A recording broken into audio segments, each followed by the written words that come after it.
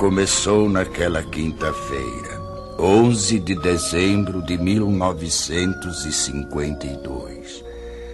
Na cidade de Bergen, na Noruega, eu estava orando a Deus pela manhã em casa de um irmão na fé. Fiquei muito comovido. Veio-me uma revelação tão nítida como se eu a tivesse lido de um livro ou de um jornal. Naquela época eu não tinha em meus pensamentos algo especial que me chamasse a atenção sobre arrebatamento. Naquele momento senti que deveria escrever o que estava presenciando, mas quase não a considerei como revelação de Deus. Pensava tratar-se de um fruto de minha própria imaginação. Procurei esquecer escapando aqueles pensamentos, mas faltou-me tranquilidade. E para resolver o dilema, orei a Deus. Senhor, não posso me lembrar de tudo, mas se for de tua vontade, revela-me novamente e eu publicarei esse acontecimento.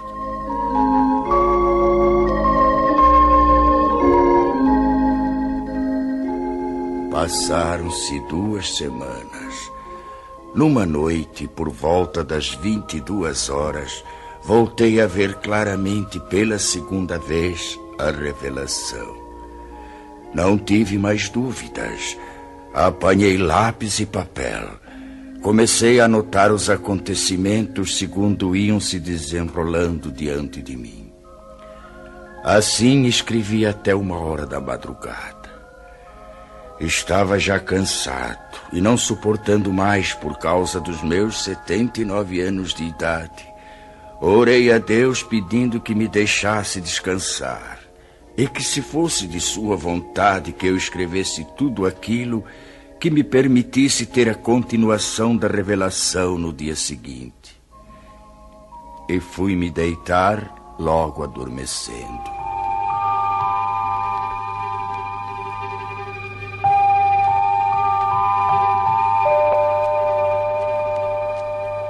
Por uma noite, depois de uma semana, como nas vezes anteriores, veio a mim o restante da revelação, começando exatamente onde havia sido interrompida.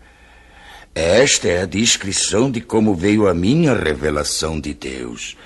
Espero possa ela despertar mais almas para se dirigirem a Deus, antes de soar a última trombeta.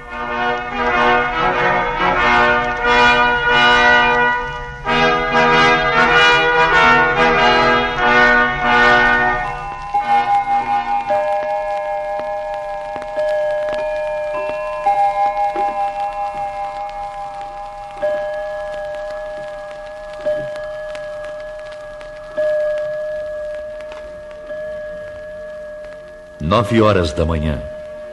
A esposa de André, sozinha em sua casa, escuta um programa radiofônico especial para crianças.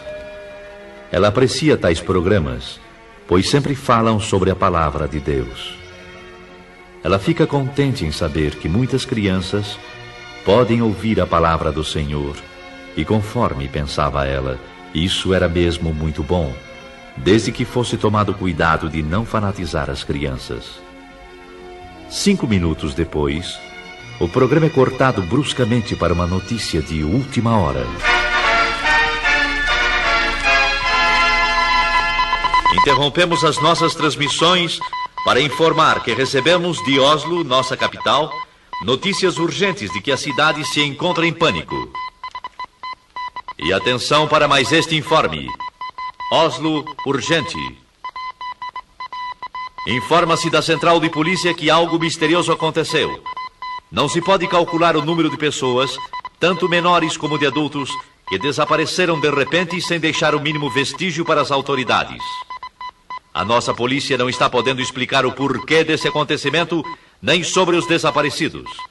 Trata-se de um número incalculável e solicita que em cada família, onde se note a falta de alguém, seja feita notificação urgente ao posto policial mais próximo, dando minúcias e circunstâncias ligadas ao desaparecimento para se facilitar o trabalho das autoridades, a fim de que possam desvendar este mistério. Mais este informe ainda. Oslo, urgentíssimo. À medida que passam os minutos, surgem novas notícias, cada uma mais extraordinária do que as outras. Da praça central desta cidade, muitos comerciantes, em meio aos seus afazeres, servindo a freguesia, desapareceram.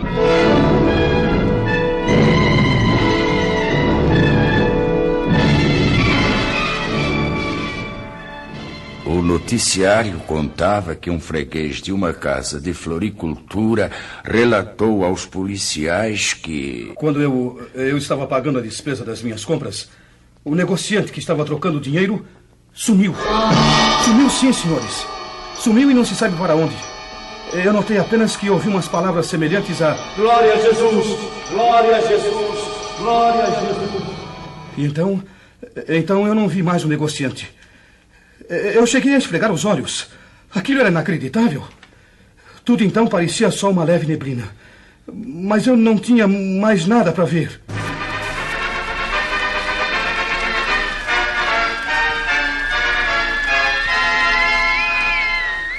Oslo, capital, urgente. Notícias de última hora informam que uma senhora gritava desesperadamente em plena via pública, jogando fora travesseiros e cobertores de um carrinho de criança, procurando inutilmente dentro do carro seu filhinho de apenas 8 meses de idade.